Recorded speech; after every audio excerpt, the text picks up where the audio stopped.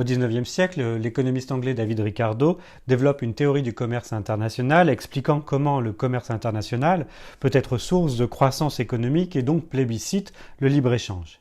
Il s'agit pour lui de supprimer les taxes douanières sur les importations de produits agricoles et de favoriser l'exportation des produits industriels anglais, ce qui tombe bien puisque l'Angleterre est à cette époque la première puissance industrielle. Pour Ricardo, chaque pays doit se spécialiser dans la production pour laquelle il est le plus productif, c'est-à-dire là où il dispose du meilleur rapport entre le temps de travail et la quantité produite.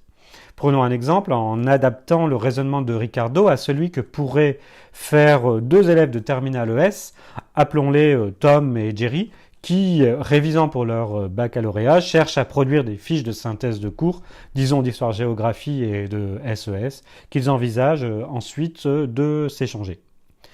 Le tableau qui apparaît sous vos yeux décrit la relation entre le temps de travail nécessaire à Tom et Jerry, l'Angleterre et le Portugal dans l'analyse de Ricardo, pour produire des fiches de cours dans les deux matières, les productions de draps et de vin dans l'ouvrage de Ricardo.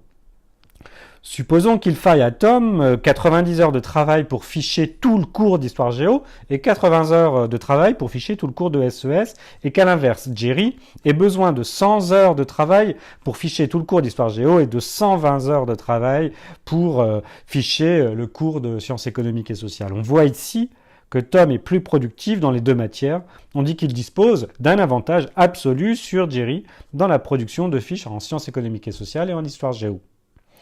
À première vue, Tom n'a pas intérêt à échanger avec Jerry puisqu'il est plus productif dans les deux matières. C'est la conclusion faite par Adam Smith, un pays n'ayant pas d'avantage absolu, n'a pas la possibilité de participer au commerce international. David Ricardo va démontrer que ce n'est pas le cas, et c'est là toute la subtilité de son analyse. En effet, si Tom a un avantage absolu dans les deux matières, son écart de productivité est plus important en SES puisqu'il lui faut 40 heures en moins dans cette matière pour faire des fiches, contre 10 heures en moins pour faire des fiches d'histoire géo.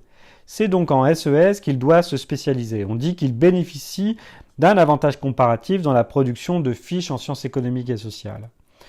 Pour Jerry, si sa productivité est inférieure à Tom, il doit se spécialiser dans la production de fiches dans laquelle il est le moins mauvais, c'est-à-dire ici dans la production de fiches en histoire géo. En effet, c'est là que l'écart de productivité avec Tom est le moins grand, puisqu'il lui faut seulement 10 heures de plus pour faire des fiches dans cette matière. Jerry possède un avantage comparatif, mais pas absolu dans ce domaine. Si chaque élève se spécialise selon son avantage comparatif, les deux élèves produiront ensemble plus de fiches de cours en ayant recours à moins d'heures de travail globalement, ce qui réduit le coût total de production des fiches de cours.